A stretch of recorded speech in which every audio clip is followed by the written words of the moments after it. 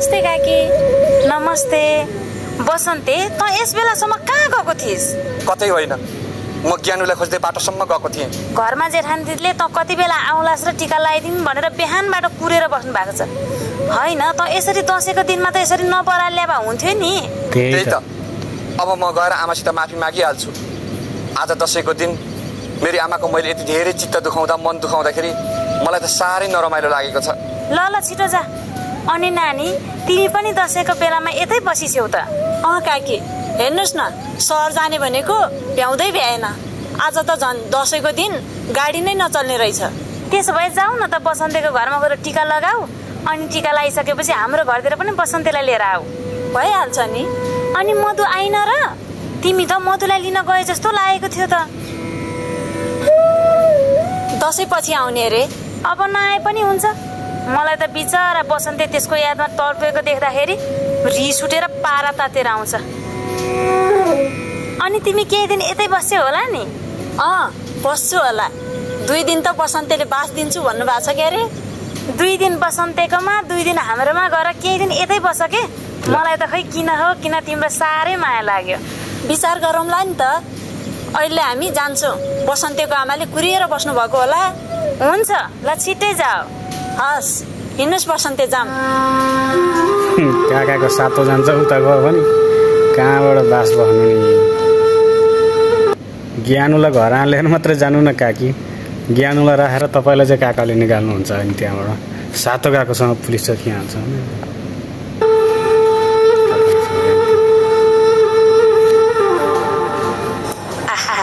कति मिलेको जोडी। साँच्चै मेरो विचारमा त यो जोडीलाई माथिबाटै भगवानले जुराएर पठाए जस्तो लाग्छ।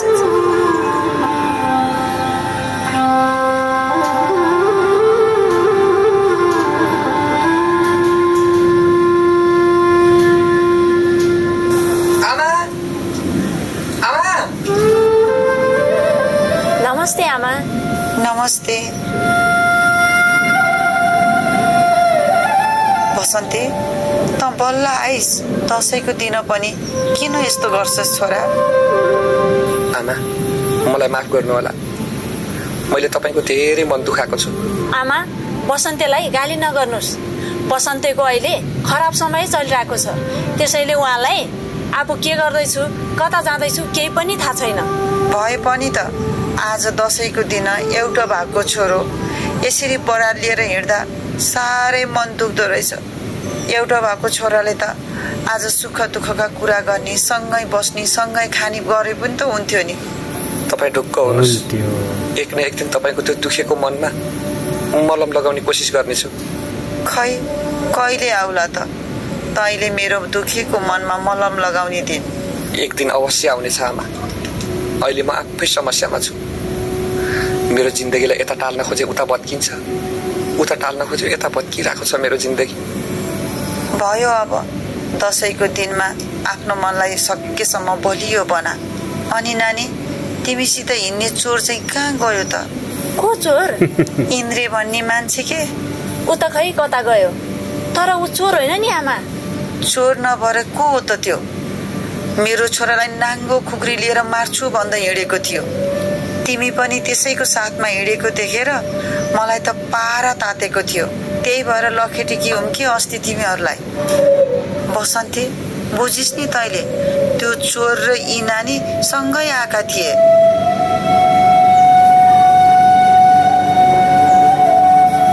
यसो बुझ्दै जाँदाखेरि त आखिर इन्द्र राम्रो मान्छे रहेछ। बरु यो कुरा छोड्नुहोस्, टिका लगाऊ। नानी, यसपालि यतै बसेर टिका लाउने सुरु गरी कि औ र? हो आमा, बसन्तेलाई तनावमा देखेर म सहरदेखि सान्त्वना दिने भनेर आएकी थिएँ। तर यता बस्दा बस्दै दसैँमा जान पनि यत्तिकै भयो। आज दसैँको दिन गाडीहरू पनि नचल्ने रहेछ। त्यसैले म त तपाईँकै हातको टिका लाउँछु भनेर यतै आएको। तिम्रो बारेमा मेरो देउरानी बहिनीले सबै कुरा भनेकी थिइन्। आज दसैँको दिन मेरै हातको टिका लगाउन आयो, राम्रो भयो। मैले त तिमी अस्ति इन्द्रसित आएको भएर लखेटी कि हुम क्या, मलाई माफ गरिदेऊ है। माफी माग्नु पर्दैन आमा, बरु टिका लगाम र पछि कुरा गरौँला। ल ल, आऊ सँगै बसौँ। पहिला बसन्तेलाई टिका लगाइदिनुहोस्, सँगै राखेर त छोरा बोरीलाई मात्र टिका लगाइदिनु पर्छ। मेरो छोरालाई दुःख पर्दा टाढाबाट तिमी साथ दिन आएकी छौ। आऊ कि केही हुन्न, तिमी पनि बुहारी जस्तै त हौ नि।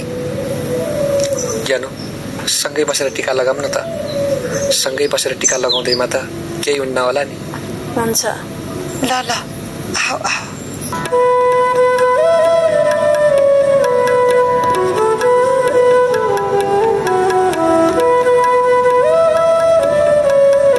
दुर्गा भवानीले रक्षा गर्नु बाबु, चिरञ्जीवी आयु होस्। तिमीले आँटे ताकेको पुरोस्, मनमा शान्ति होस्। आमालाई माया गर्नु, सुख शान्ति परिपूर्ण होस् बाबु। भगवानले रक्षा गरून् तिमीलाई।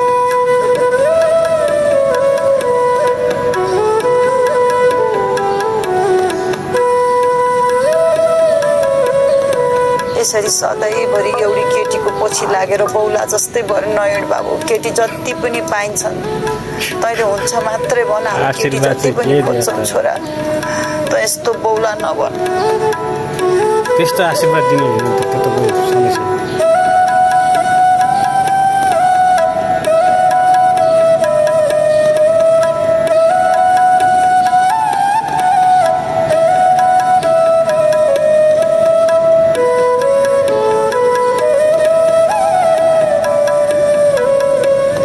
दुर्गा भवानीले रक्षा गरून्, चिरञ्जीवी आयु होस्। हाम्रो घरमा आयो आज टिका लाउन कता कताबाट। धेरै खुसी छु छोरी म। चिरञ्जीवी आयु होस्। तिमीले आँटे ताकेको सबै पुगोस् बाबु।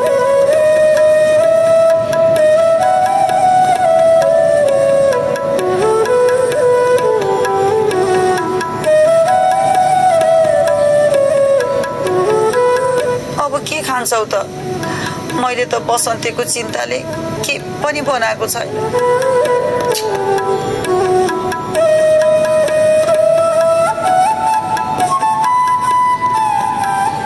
म र बसन्ती पनि काकीको घरमा टिका लाउन जान्छौँ। अघि बाटोमा काकीलाई भेटेका थियौँ। काकीले जसरी भयो नि टिका लाउन आऊ है भन्दै हुनुहुन्थ्यो। अनि तपाईँ नि कतै जानुहुन्छ होला नि? खै कता जानेर, हुन त माइतमा दाइ छन् क्यारे। त्यसो भए जानुस् न त, वर्ष दिनको दसैँ हो। उता दाइले पनि कुरेर बस्नु भएको होला। जान त मन थियो नि, म गयो भने मेरो छोरो बसन्तीले के खाला? घरमा चामलको गेडो छैन। उता देउरानी बहिनीसित त अलिकति चामल पैसो देऊ है भनेर भनेकी छु क्यारे। अब यो केटीको अगाडि त्यस्ता कुरा गर्न भएन। आमा, के सोच्नु भएको? मावला जाने मन भए जानुस् न त। 1-2 दिनसम्म यता घरतिरको काम सबै मैले गरौँला बरु। यसो उता हिँड्न बसन्ते त। किन? यही भन्नुस् न। जानुस् न त। ल आइज।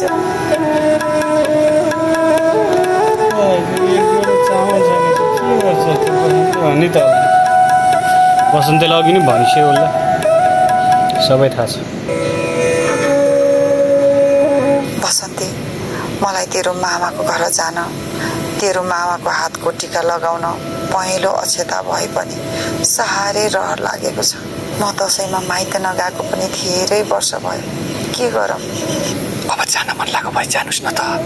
यो केटी कहाँ बसे त? हाम्रो घरमा म नभएपछि यत्तिकै राख्न नमिल्ने होला। अब 2 दिन जति यतै बस्छु भनेर मसित आकी हो के रे। तपाईँ मावला जानुभयो भने काकाको घरतिर पठाउँला नि त। घरमा चामलको गेडो छैन, अनि के खान दिन्छस् त? हाम्रो कस्तो जिन्दगी के आमा। म यति लाठे छोरो भएर पनि मेरी आमाको लागि मैले केही गर्न सकिनँ। साह्रै दुःख लाग्छ आमा मलाई यो कुरामा। पिर नगर, मैले काकीसँग कुरा गरेको छु। 4-5 महिना पैसो देऊ है भनेकी छु। चामल ल्याएर खाए अनि पकाएर त्यो केटीलाई पनि खान दिएस् नि। फेरि बेलुका चाहिँ त्यही काकीको घरतिर सुत्न पठाएस् नि। फेरि समाजले थाहा पायो भने नराम्रो भन्छन् के बाबु आमलाई। म माइत जान्छु र टिका लगाएको दक्षिणाले भए पनि अलिअलि चामल किन्छु के। हुन्छ, त्यसो हो भने जानुस् न त। तर त एक्लै भएको बेलामा मन डुलाउन पाउनस् नि फेरि। डुलाउन आमा, डुलाउन। बरु जाने नै भए छिटो गरेर जानुस् के। फेरि रात पर्न सक्छ। खतरा छ। हुन्छ ल हिँड।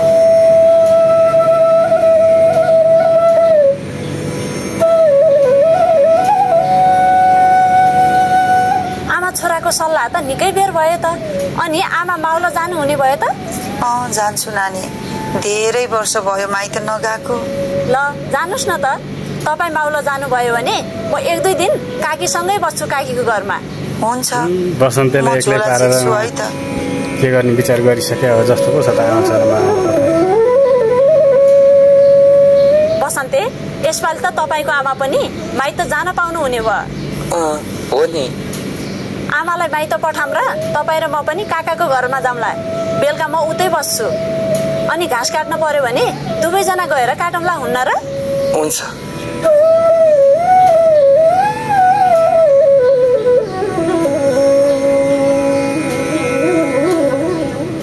ल म गएँ है बसन्ते। डिगा बाछाको राम्रोसँग ख्याल राखेछ है। ल ल आमा। तपाईँ चिन्ता नगरिकन जानुहोस् आमा। म बेलुका काकीको घरमा बस्नेछु अनि दिनभरि बसन्तेसँग मिलेर डिगा बाछाको ख्याल गर्नेछु। डिगा बाछाको मात्रै होइन, मेरो छोरो बसन्तेको पनि ख्याल राखे है म नआउँदासम्म। हस् आमा, जानुहोस्। नमस्ते। कति संस्कारी रहेछौ नानी तिमी त। हिँड्ने बेलामा छुट्ने बेलामा नमस्कार गर्नुपर्छ भन्ने कुरा जानेकी रहेछौ। ल ल अब जानुहोस्, ढिला हुन्छ के। हस् बसन्ते, म गएँ है। सायद मधु आउने होला फेरि टिको लाउनलाई।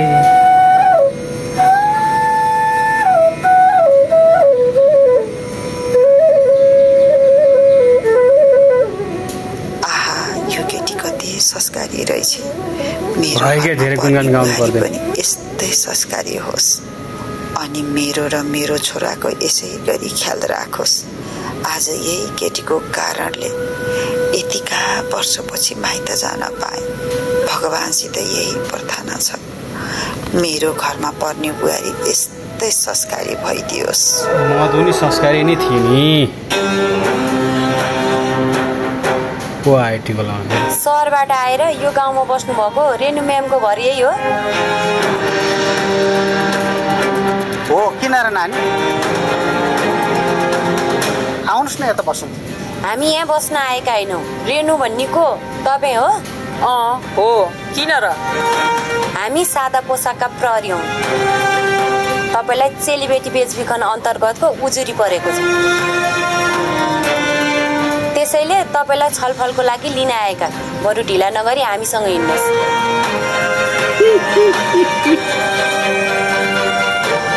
नचाहिने कुरा कसले हालेर छ उजुरी?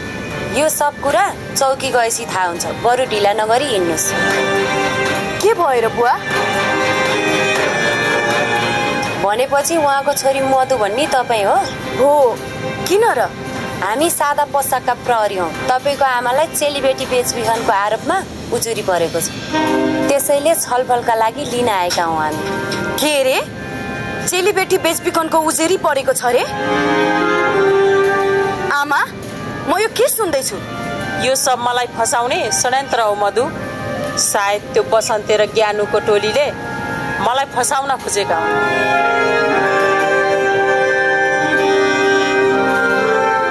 हल्दार साहब, उहाँलाई पक्राउ पुर्जी देखाउनुहोस् त। पर्दैन मलाई पक्राउ पुर्जी देखाउन। म निर्दोष छु भने कसैले मलाई फसाउन सक्दैन र यति सजिलैसँग म फस्दा पनि फस्दिन। त्यो कुरा त अनुसन्धान पछि थाहा हुनेछ म्याम। त्यसैले तपाईँ हिँड्नुहोस्। हो, तपाईँ जसरी जानुपर्छ। हामीले देशको सेवा गर्दा गर्दै हाम्रो दसैँ तिहार कहिले आउँदैन। हेर्नुहोस् त, तपाईँले त दसैँको टिका पनि लगाउनु भएछ। अब जाँदा के फरक पर्छ? हो म्याम, तक्लेले बोल्यो जसरी पनि जानुपर्छ। जसरी जानुपर्छ नि घिसारेर लानुपर्छ नि। धेरै माथिसम्म छ। त्यसैले एकछिन पक्नुस्, म माथि फोन गरेर सोध्छु। हामीसँग पावरको कुरा नगर्नुहोस्। तपाईँ खुरुक्क हिँड्नुहुन्छ कि एरेस्ट गरौँ? पर्दैन मलाई एरेस्ट गर्न। म निर्दोष मान्छे, म आफै गइहाल्छु नि। किन एरेस्ट गर्नु पर्यो? त्यसो भए हिँड्नुहोस् न त। त्यसो हो भने अलिअलि ब्यागमा लुगा फाटा हालेर लिएर जाऊ न त। हाल्दिनँ। किन? म उतै बस्न जान लागेको हो र लुगा फाटो बोकेर जानलाई? म बेलुकातिर फर्किहाल्छु नि। बेकार निर्दोष मान्छेलाई दुःख दिन पर्ने। हिँड्नुहोस् जाम। हिँड्नुहोस् अब।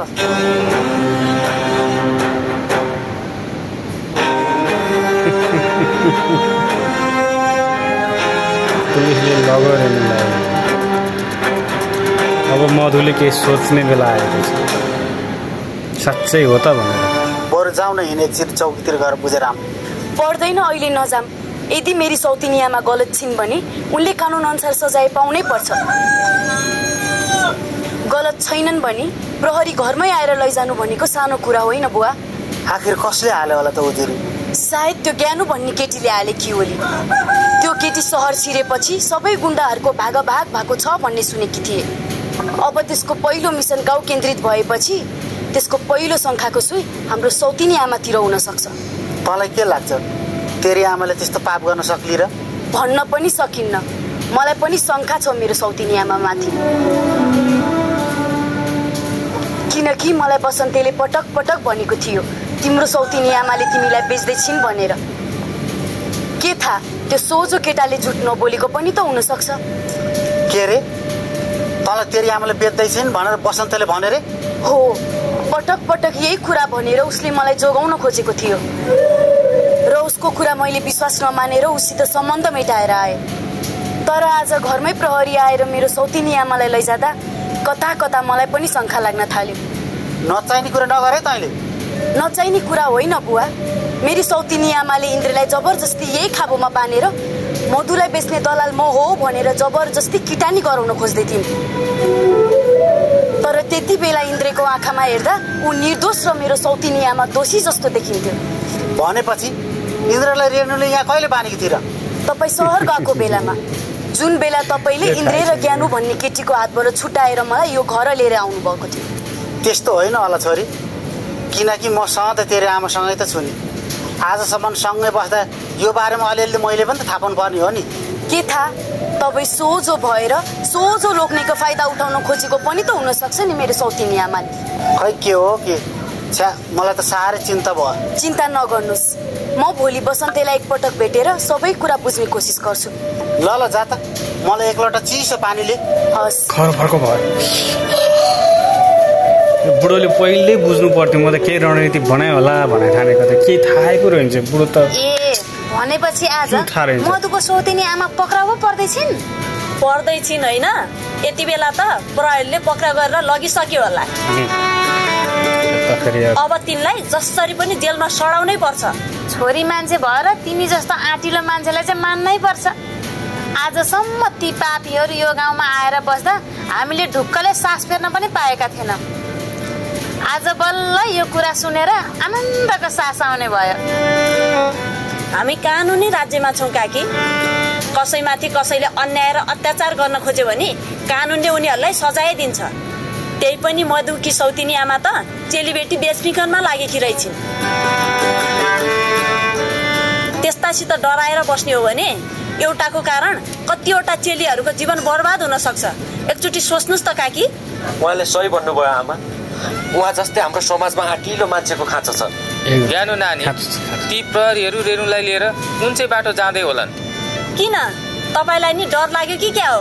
कि मलाई पनि समातेर लान्छन् कि भनेर? त्यस्तो होइन।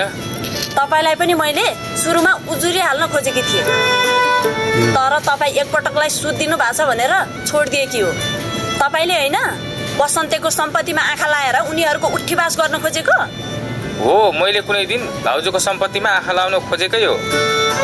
अब किन झुट बोल्ने? आखिर इन्द्रले सबै कुरा तिमीलाई भनेकै रहेछ। अब त त्यसो गर्नुहुन्न होला नि। बरु कुकुरकै पिसाब खानु परोस्। अब त त्यस्तो खुरापाती कुरामा दिमाग लाउन छोडिसकेँ मैले। ठिक छ, त्यसो भए अब सत्य भएर एउटा सभ्य नागरिकको परिचय दिएर समाजमा बस्न सिक्नुहोस्। हुन्छ नानी, तिमीले गर्दा म पनि पापको दलदलबाट निस्किन पाएँ। तिमीलाई धेरै धेरै धन्यवाद छ। ठिक छ, तपाईँ मेरो काका समानको मान्छे, तपाईँले हात जोडी राख्नु पर्दैन।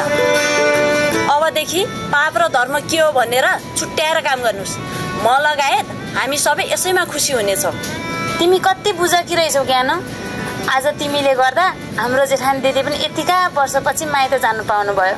तिमी केही दिन यतै बस है र यो समाजलाई सिकाएर जाऊ, मान्छे भएपछि मान्छेसँग कसरी मिलेर बस्नुपर्छ भनेर।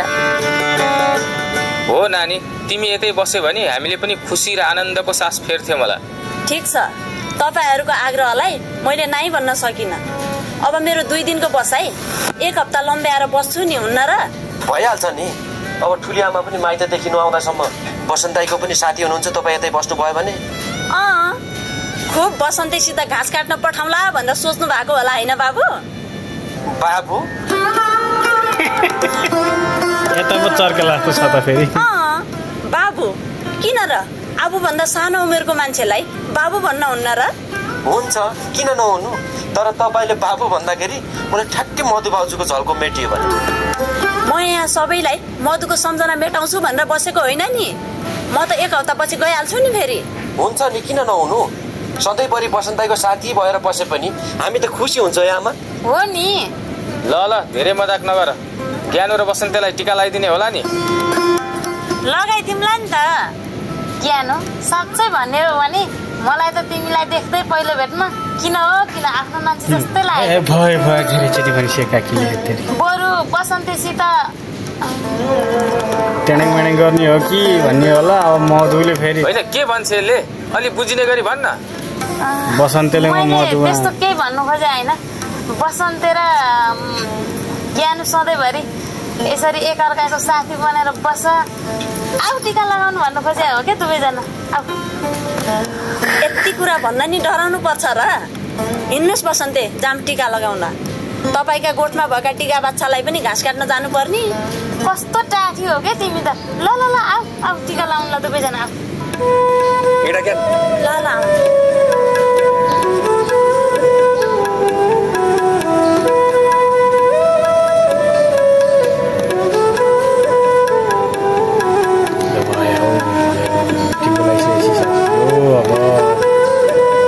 क्रियाक्रम सक्यो।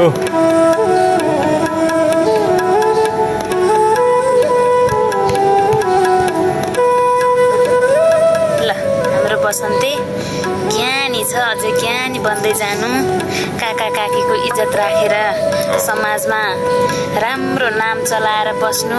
आफ्ना आमालाई पनि सधैँभरि इज्जत गर्नु। हामीले दिएको आशिष ठ्याक्कै लागोस् पनि होइन त। अब के भन्नु छ र अरू? ल ज्ञानुलाई है त। ज्ञानु नानी पनि एकदम ज्ञानी र एकदम राम्री पनि हुनुहुन्छ, संस्कारी पनि हुनुहुन्छ। यस्तै देख्न पाऊँ हामीले।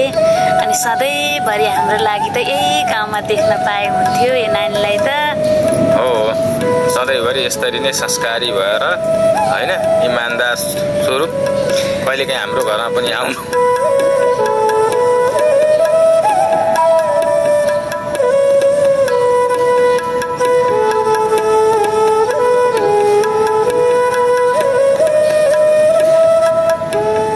बसन्ते भित्र खाना खानलाई ज्ञानलाई पनि लिएर हिँड। ज्ञानु नभएर बिहानदेखि भोक लागेको थियो। पकाएको छ भने त जाउँ भने।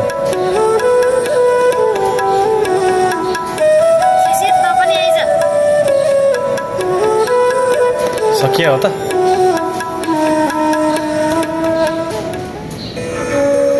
मैले बसन्तीलाई धोका दिए कि हुँ या होइन त्यो त मलाई थाहा छैन। तर खै किन हो किन अझै पनि यो मनले बसन्तीलाई बाहेक अरू केही खोज्दैन। हुन त त्यो बाटोमा भेटिने मान्छेहरू फरक फरक खालका हुन्छन्, तर त्यही फरकभित्र बसन्तीलाई झनै फरक पाएकी थिए। न त ऊ दुःखसित डराउँथ्यो, न त अप्ठ्यारोसित डराउँथ्यो। सायद यति बेला मैले गरेको विश्वासघातसित बेसरी डराएको होला अनि तडपिएको होला। अनि भन्दो हो, मधु त निष्ठुरी रहेछस्, जाली रहेछस् अनि छुटी रहेछस्। बिचरा के गर्दै होला आज दसैँको दिन। सायद ज्ञानु पनि उतै होली। एकपटक ज्ञानुलाई फोन गरेर बुझ्नु पर्यो।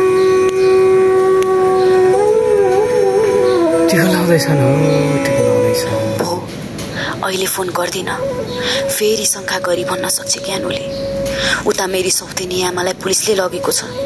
अहिले फोन गरे पनि फेरि केही कुरा बुझ्न फोन गरे जस्तो पर्ला। होस्, गर्दिन।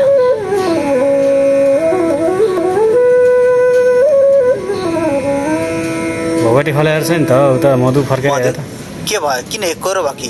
यतिकै हो बुवा। बरु आज आमालाई पुलिसले छोड्ला कि नछोड्ला त? मलाई पनि यो कुराको साह्रै चिन्ता लागेको छ। तेरी आमा जेल परि भने के गर्ने होला? यदि त्यस्तो भयो भने सायद हामी सहर फर्किन्न होला है बुवा। के को लागि फर्किने र छोरी? सहरतिर अपराधीको लोक नि भनेर सबैले जिस्क्याउने होला नि। के लाग्छ बुवा तपाईलाई? हाम्री आमाले त्यस्तो कुकर्म गरेकै होलिन् त? मलाई त त्यस्तो लाग्दैन छोरी, बरु तेरी आमालाई फसाउन खोजेको होला नि जस्तो लाग्छ। कसले फसाउने हो र? ज्ञानु भन्ने केटी र इन्द्रले। त्यसमा बसन्ते पनि मिलेको हुन सक्छ। त्यो कुरा त पुलिसले अनुसन्धान गरेपछि दुधको दुध पानीको पानी बनाइहाल्छ नि। खै के हो कि तेरी आमा जेल परि भनेदेखि त्यो बसन्ते र ज्ञानुको सङ्गत छोडे तैँले? किन?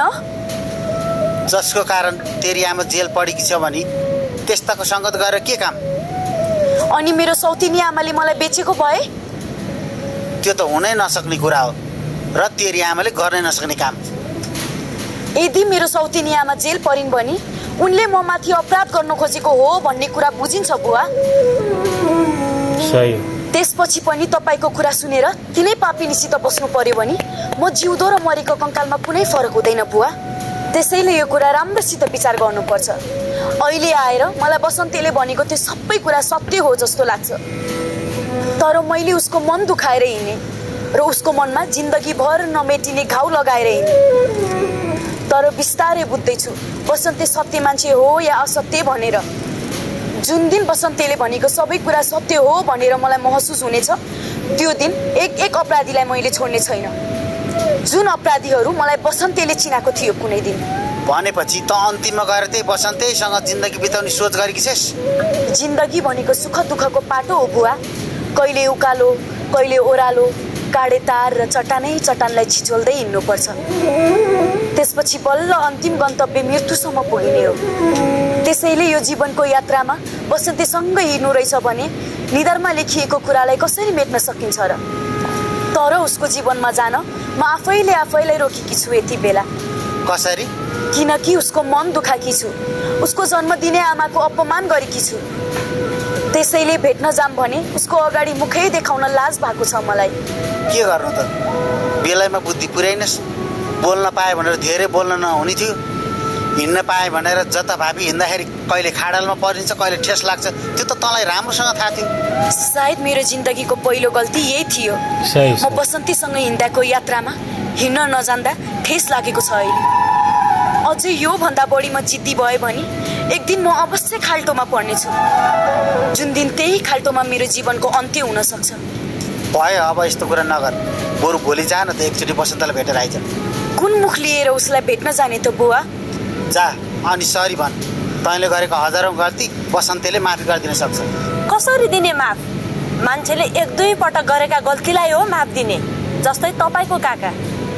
तर मधुको सौतिनी आमाले पटक पटक गरेको गल्तीहरूलाई माफ दिन सकिँदैन।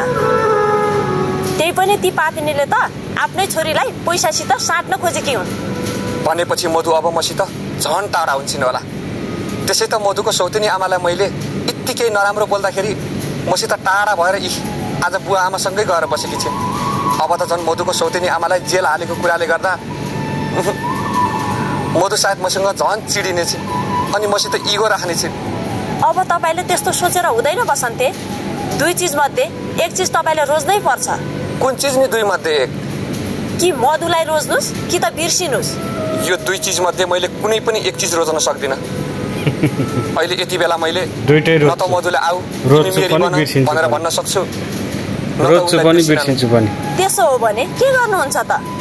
जे आज गर्दैछु भोलि पनि त्यही गर्छु र भोलि जे गर्नेछु पर्सि पनि त्यही गर्छु।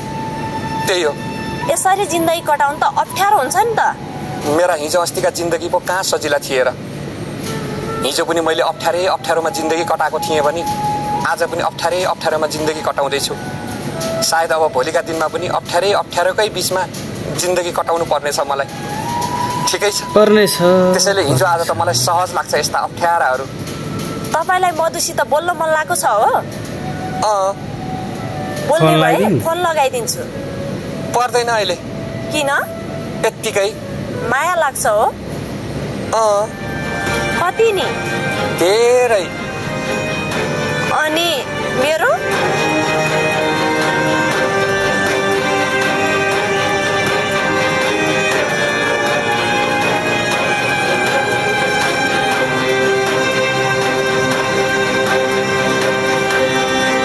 तिमी पनि साथी हो माया लाग्छ नि भन्नु पर्दैन घुमाएर